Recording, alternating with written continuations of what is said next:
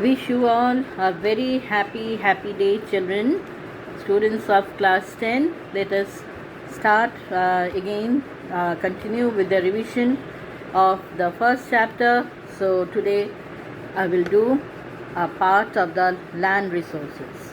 Now, land is a resource which is also known as lithosphere, and it is a resource on which we human beings are living.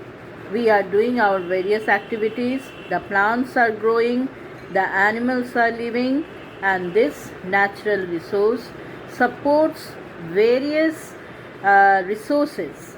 They are natural resources, like for example the mineral resources is there. We have the underground water table, the water resources, the rivers are flowing on this land, the fertile plains which supports the agricultural activities.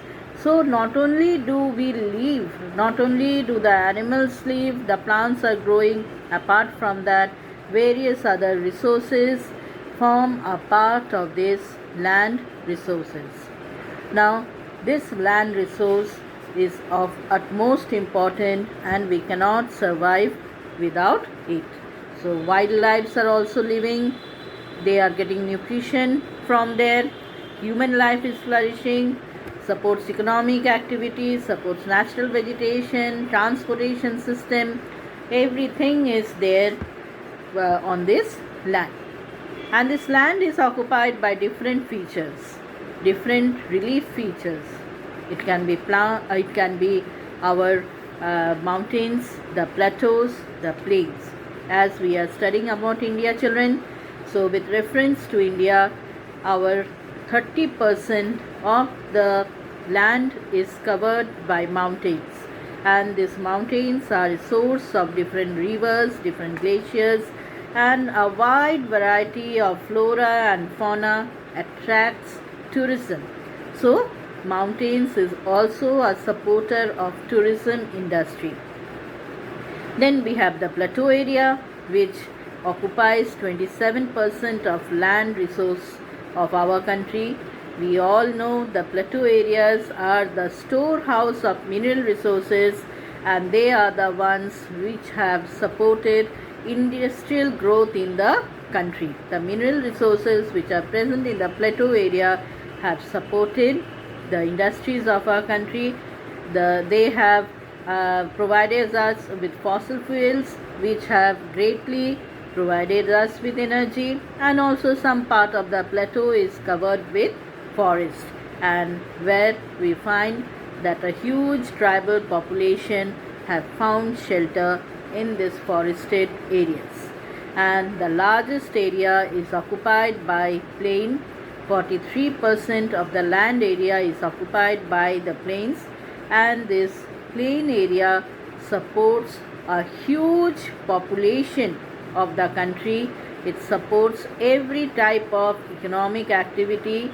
In fact, this plain area is the one which is providing us with the valuable nutrition, that is food. The plain land is mainly used for cultivation, for settling, and also for setting up of industries. So the lithosphere is of utmost importance for us. All the relief features that are there, they are also supporting us in different ways. They are providing us with the natural resources, and at the same time they are supporting different economic activities of human beings.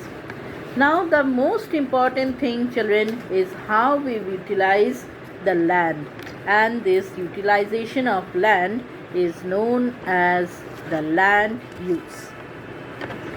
Now how we are utilizing the land, that is evident, that is cleared from the data that is collected by the Survey of India.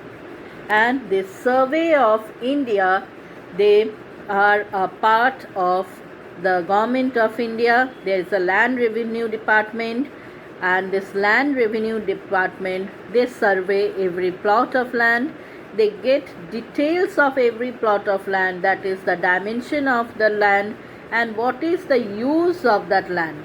and different categories of land are used in different ways, and based on the data collected by the Land Revenue Department of the Government of India after proper survey, maps are prepared, and these maps, which are based on the use of the land or which are based on land use, are known as cadastral maps. And every land revenue department of every town will have a map, and also they will have the data of every plot of land, details of every plot of land. Now let us see how we use this land resource. What are the different heads or the categories that are there in the country? Now one thing has to be kept in mind, children, that basically we are an agricultural country.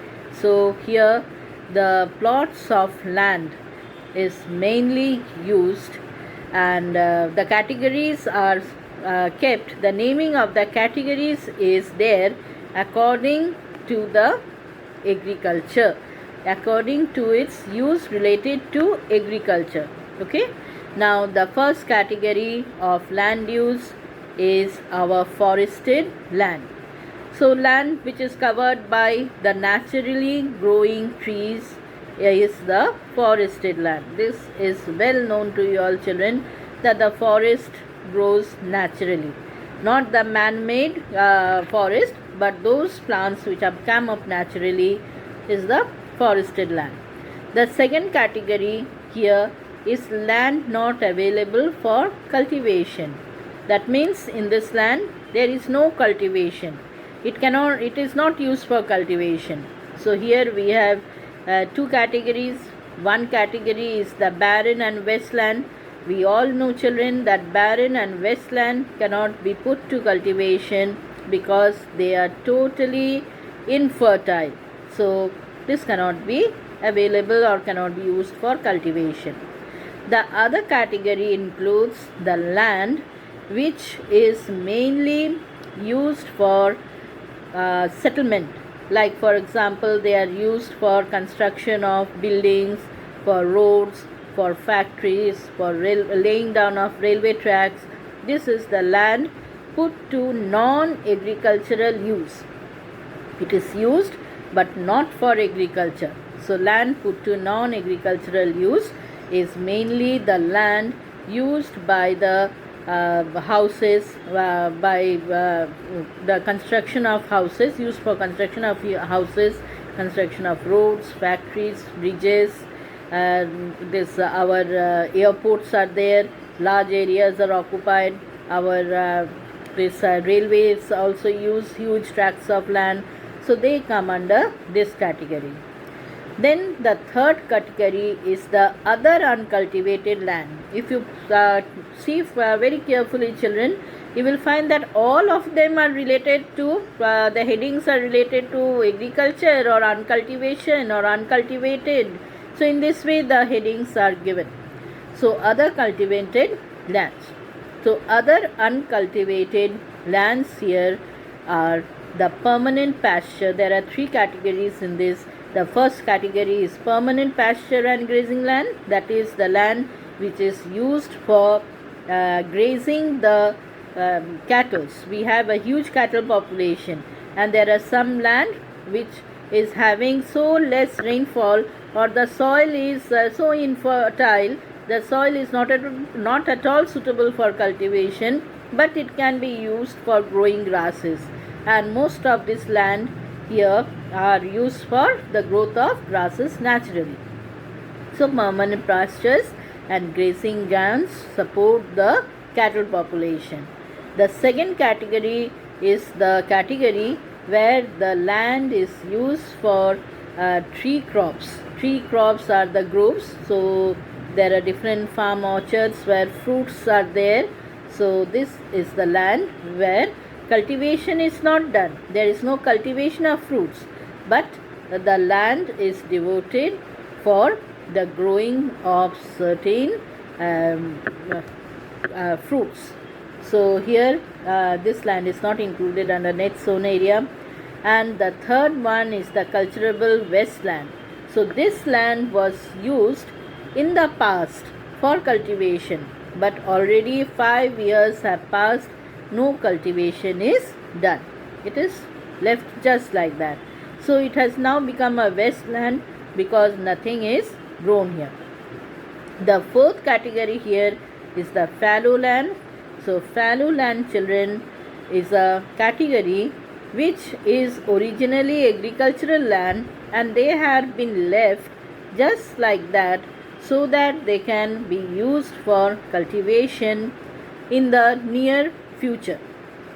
So they are originally cultivable land, but they have been left just like that so that by nature themselves, naturally, they may regain the fertility, and with the help of the nitrifying bacteria and through the process of nitrogen fixation, they can easily get back their soil fertility. So here we have basically two groups. One is current fallow, which is left. Current means just now. So it is left without cultivation for few weeks or few months till 1 year. So till 1 year, if the land is left, and after that it is used for cultivation, then it is known as current fallow. So it can be left for a few weeks, it can be left for a few months, it can be left almost till 1 year. So after 1 year, it will be cultivated. So such land is known as current fallow. And the other group is other than current fallow. Now in this group, other than current fallow, the land has lost its soil fertility, and to a greater extent it has lost, and so it is required that more time should be given so that it can again become fertile naturally. So how much is the duration of this more time? So this duration is from 1 year to 5 years. So this is known as the current fallow, other than current fallow. Current fallow is children till 1 year, and from 1 to 5 years it is other than current fallow. And then we have the last category, that is the net sown area. Now this net sown area is the land which is cultivated at least once a year. When it is cultivated once a year, it is known as net sown area. And when it is cultivated more than once, when it is used for cultivation repeatedly in a year, like suppose it is used for growing of rice, and then some vegetable is grown, and then again it is used for cultivation of wheat. So when it is used for repeated cultivation, it comes under the category of gross cropped area. So net cropped area, net sown area is once a year, and gross cropped area is repeated cultivation on the same plot of land. Now children, one thing is very important here. If you see very carefully, if you note very carefully, all the fallow lands are in fact the area which was once used for cultivation, or it will be used for cultivation in the future. And net sown area is also the land which is used for cultivation. Now in our country, there is land use data which is they done. The land use survey has been done for only 93% of the land area.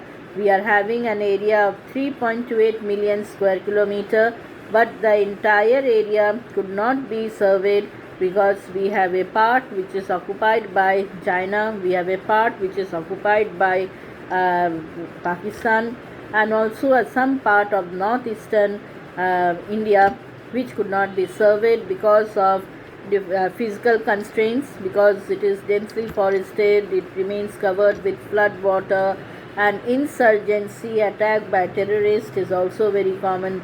So such area could not be surveyed. So we have the data, and accordingly we can get the type of land utilization in the country. However, land use, children, is determined by factors. Some of them are physical. Physical means the natural factors, Among the natural factors, we have the topography, that is the relief of the land, the climatic condition which influences the economic activities of the people. Like for example, it is very cold, then the land is having a very high altitude, the soil is infertile, then we cannot carry on cultivation. We have to depend on other type of use of the land. So similarly, there are certain human factors also which control the use of the land, like the population density. Then we have the technological capability, that is how much advanced the people are. If the people are very much advanced technologically, then their land will be less utilized for agriculture and more utilized for setting up of industries. Similarly, the culture and traditions of the people also matters. Depending on that, the land use categories will change. Now children, there was a question at the back of your chapter related to this land use category. Now the question was containing two parts. One part was explain the land use pattern in India and why has the land and the forest not increased much more since 1960-61. Now when they are asking the land use pattern, you have to write about this land use categories. You will not write in small sentences about how the land has been, land use pattern has changed, nothing. You will have to directly write the land use category. Simply you have to start, the land use pattern of our country is as follows. And here children, you will write the categories and you will write the latest data that you have in your new edition of your book, the how much percentage has been devoted to forest, how much percentage is there in the net zone area, so how much percentage is there in the fallow lands.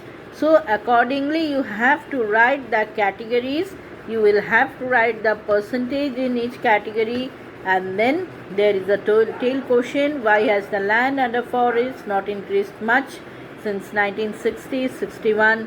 So for this children, you will simply have to write that the land and the forest has not increased much due to the expansion of several economic activities like mining, agriculture, commercial farming, then shifting cultivation, setting up of establishment of industries and expansion of railways. So in this way you have to write this point, that why the land has not increased, land and the forest has not increased much since 1960-61. So children, while writing the answer, you must be very clear that what has been asked in the question and what is really required. Similarly, there is another question, how have technical and economic development led to more consumption of resources? Now in this question also children, you have to give example that how technology has helped in the economic development through the consumption of more resources.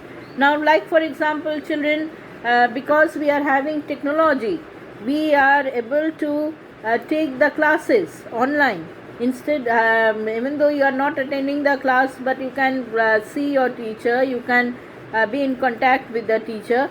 So this is because technology has developed. So technology has led to the more use of the mobile phones or the laptops. So technology, I am not saying that you have to write this answer, but I am giving you just a simple example that always technology has led to more use of resources, and this has led to economic development. Like for example, the mining machineries have dug out minerals from great depth of the earth crust and they are supporting industrial development. Secondly, agriculture sector has developed mainly because we are applying different kinds of inputs like HIV seeds, fertilizers, chemical fertilizers, pesticides. We are using machineries only because of technology, technical advancement. Similarly, large forested areas has been cleared by machineries and are being used for setting up of towns and cities. Fourthly, the expansion of transport routes have connected many remote parts of the world, and with the telecommunication advancement, many areas which are far flung, they are easily connected through the network of phones and social medias. We are able to have connectivity. So technical advancement has always used up more resources, more consumption of resources, and this indirectly, although we are consuming more resources, we have led to economic development. So use of resources with the help of technology have led to the economic development of the country. So children, I think both these two questions which are there at the back of your chapter is clear. So in my next class again we will continue to revise the chapter. Thank you children. Have a good day.